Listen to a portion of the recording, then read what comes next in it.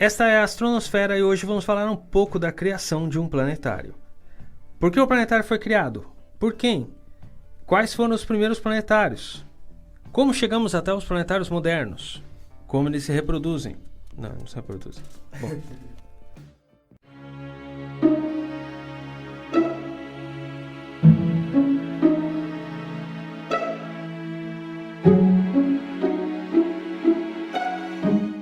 Astronosfera, o podcast dos planetários de São Paulo.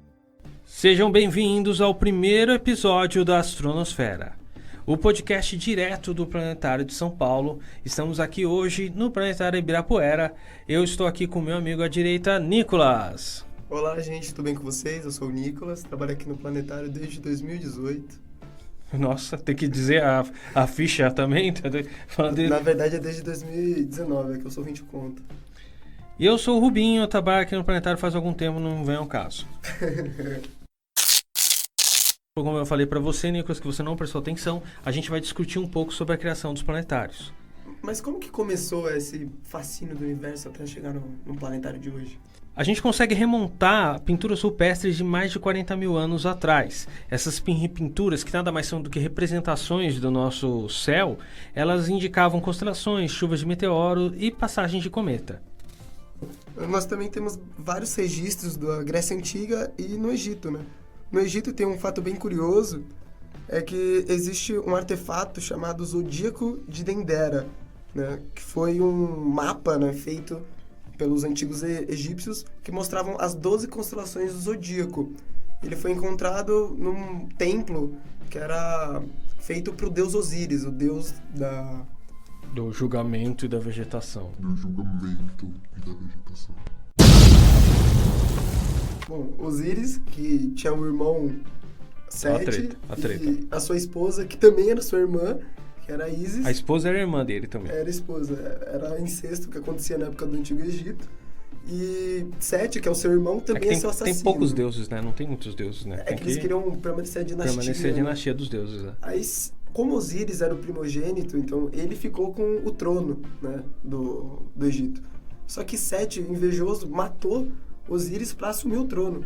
Aí ele assumiu o trono, porém Ísis e Osíris tiveram um filho, né, que seria o sobrinho do Sete. E o sobrinho matou Sete para vingar o pai e assumir o trono. Mas o sobrinho era também sobrinho da mãe dele, porque a mãe dele era irmã do tio dele. Então ele também era sobrinho da mãe. E o pai era... Tio e... Não, o pai era tio também. O pai era tio. O pai era tio, a mãe era tia. E o moleque era sobrinho e filho. Eu sei que ele tava tentando recuperar o trono pra sua família. Ah, pera. O Sete era tio por parte de mãe e por parte de pai. Era tio dos dois lados. Posteriormente, em 1704, foi construído aí um instrumento chamado um pouco mais moderno, chamado Orrery. Bom,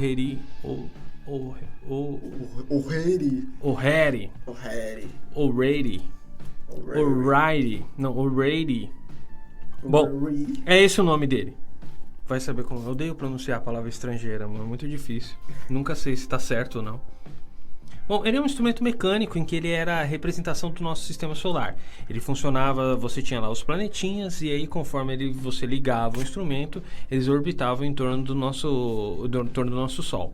Os primeiros modelos eram feitos a manivela, né? Então era uma sequência de engrenagens onde você girava a manivela para mostrar o movimento dos planetas ao redor do Sol. Se você quer ver mais sobre esse instrumento, você pode dar uma passadinha no Planetário do Carmo, que lá tem um Orrery.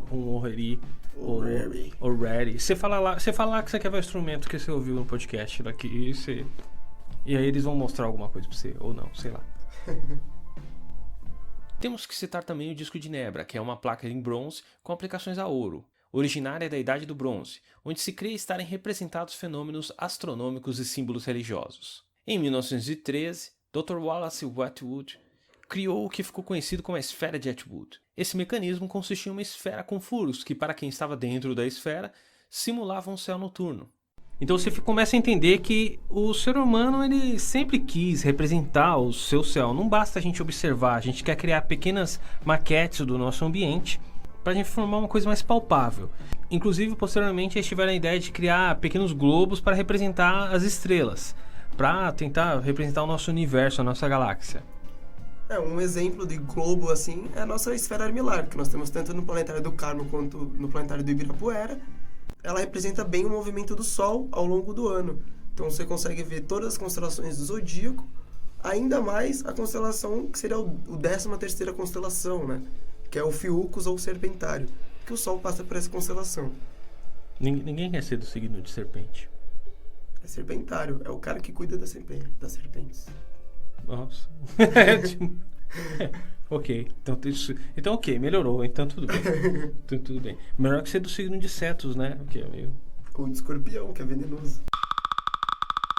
Então chegamos à concepção do planetário bem próximo do que a gente tem hoje. Em 1923 foi a criação do planetário moderno. O primeiro do tipo foi criado por um engenheiro-chefe de uma companhia alemã chamado Carl Zeiss. Carl Zeiss? Carl Zeiss. Carl Zeiss. Carl Zeiss, hein? Carl Zeiss. Carl Zeiss. O aparelho foi denominado como Zeiss Modelo 1. Eu também, se tivesse um aparelho, ia chamar Rubinho Modelo 1. Nicolas Modelo 1. Não era Rubinho Modelo 1. Se você tiver um aparelho, também você pode criar como Rubinho Modelo 1, fica melhor. O engenheiro que levou a cabo a missão de construir tal máquina foi Walter Bauersfeld, que construiu o equipamento, a cúpula e chefiou pesquisas relativas aos modelos 1 e 2 do Zeiss. Foi inaugurado no planetário Deutsches Museum, em Munique. Na época da inauguração não era para qualquer um para assistir lá ao planetário, foi recluso apenas para os empresários e para os jornalistas. Os jornais começaram a chamar o aparelho de Maravilha de Jena. Jena, que era a cidade sede da companhia alemã Carl Zeiss. E depois desse primeiro planetário, então vários outros começaram a surgir na Europa e até que chegaram na América do Sul em 1955, na cidade de Montevidéu, no Uruguai. Em 1957 foi o primeiro planetário aqui do Brasil e adivinha onde foi? O planetário do Ibirapuera. Você conhece o planetário do Ibirapuera? Conheço, já fui algumas vezes para lá. Nós estamos diretamente desse planetário aqui, que ele foi fundado pelo astrônomo professor Aristóteles Orsini. E inclusive o planetário recebe o nome desse professor até hoje. Ele era o chefe da Associação de Amadores de Astronomia de São Paulo. A ASP. É isso? ASP. É. Por aí. ASP. É. Quantos As eu falei? É por aí. É tipo pilha. Essa foi muito ruim. Essa acabou com o público agora.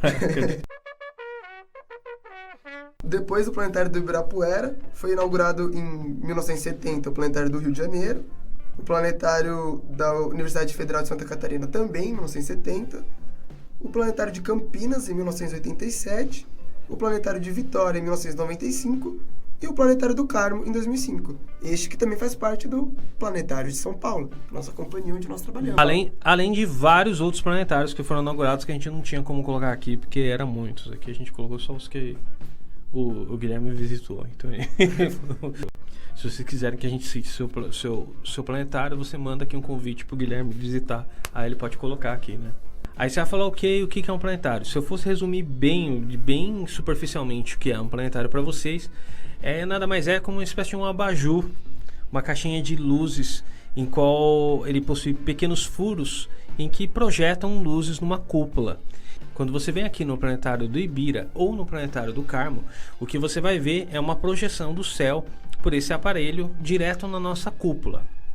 Acontece que essa projeção do céu está isenta de poluição atmosférica, isenta de poluição luminosa, então ele vai mostrar um céu que provavelmente ou você nunca viu aqui em São Paulo, ou faz um bom tempo que você não vê. Mas calma, você não vai precisar ficar de pé, nós temos poltronas bem confortáveis para você assistir sentado na nossa sessão, que funciona mais ou menos como um teatro. Você entra, senta e curte o show. Outra coisa que é bem legal é que o nosso planetário, a gente consegue avançar 10 mil anos para o futuro, voltar 10 mil anos para o passado. Nós conseguimos representar muito bem os movimentos celestes, tanto quanto eclipses, tanto solares quanto lunares, quanto passagem de cometas e até mesmo chuva de meteoros.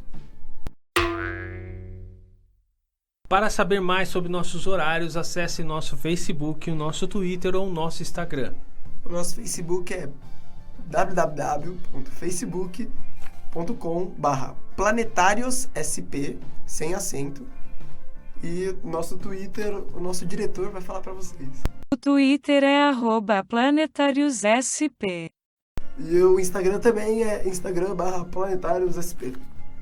Todos no plural, PlanetariosSP, então fica SSP. Então você pode acompanhar e ficar mais fácil para você acompanhar nossos podcasts e saber nossas próximas sessões, em que você pode vir aqui assistir e encontrar com o Nicolas, poder dar um abraço e tirar foto com ele. E nós não temos só sessões, nós também temos visitas guiadas, Observações solares e noturnas cursos e algumas oficinas.